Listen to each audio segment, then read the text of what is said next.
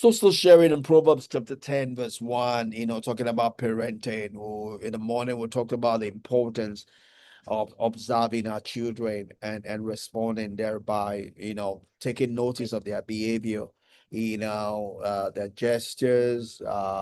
We looked at their gestures, their sounds, their facial expression, their movements, their behaviors, and their language. Once my last child, came into our teenage years, she started requiring that we knock before we enter our room. I used to joke about it. She would come to our room and not knock. She's free to enter our room, but for us to enter our room, they started. She started demanding that we knock.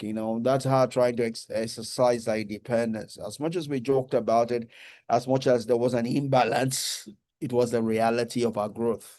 She was seeking for that independence. She was coming to the independence part of the continuum of her life. Our job as parents is not to disregard our expectation, but to use it as input into our parenting, into input into our parenting system. This child is coming into adulthood, is coming into a place of independency. And it was expected of her because she's a fighter, more of a fighter of my three children. So she wanted independence. Not as if she had the capacity to handle every part of it, but it was the instinctive requirement for her or expectation for her at that point of her life. Her job as parents was to take that as an input into our parenting system and begin to coach her. We need to know that this child doesn't want us to do everything for her anymore. This child wants to do things herself, even though she doesn't have all the wherewithal to do it. Our job is to give her the wherewithal, to guide her, to help her, right? Because as much as she wanted independence, she was still a child. A child, yeah, no, nonetheless, a teenager, but a child.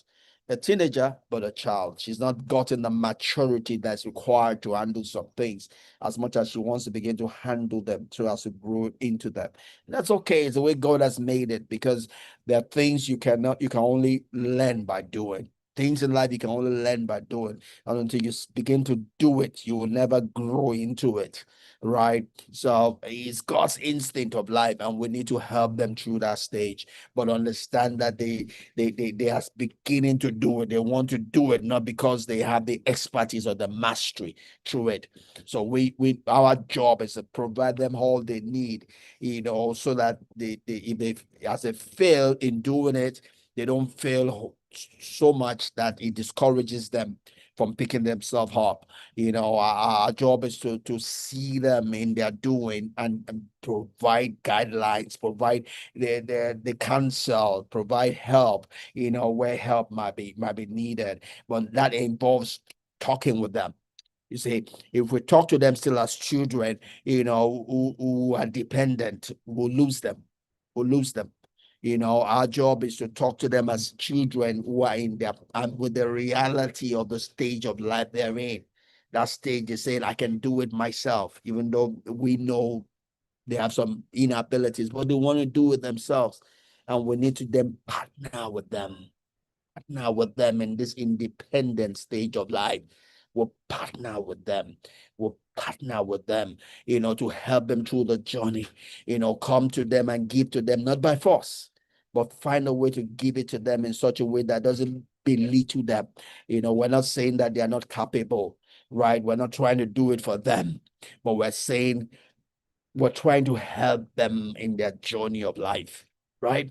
So it's called coaching because we are the ones coming to them, right? We're not necessarily waiting for them to come to us, because at this stage they think they can do it, but we know better because we have been where they are. We know our inadequacies where they are, so we try to fill up those gaps. We try to fill up those holes, and it's our job to go to them, not them coming to us. In mentoring, they are always coming to us. In coaching, we are going to them, right? When they leave the stage and they're fully independent, they will be the ones coming to us. We don't have to actively be looking, but we can still passively look and be available to mentor them. But as they go through an independence of life, it's coaching. We are watching over them still.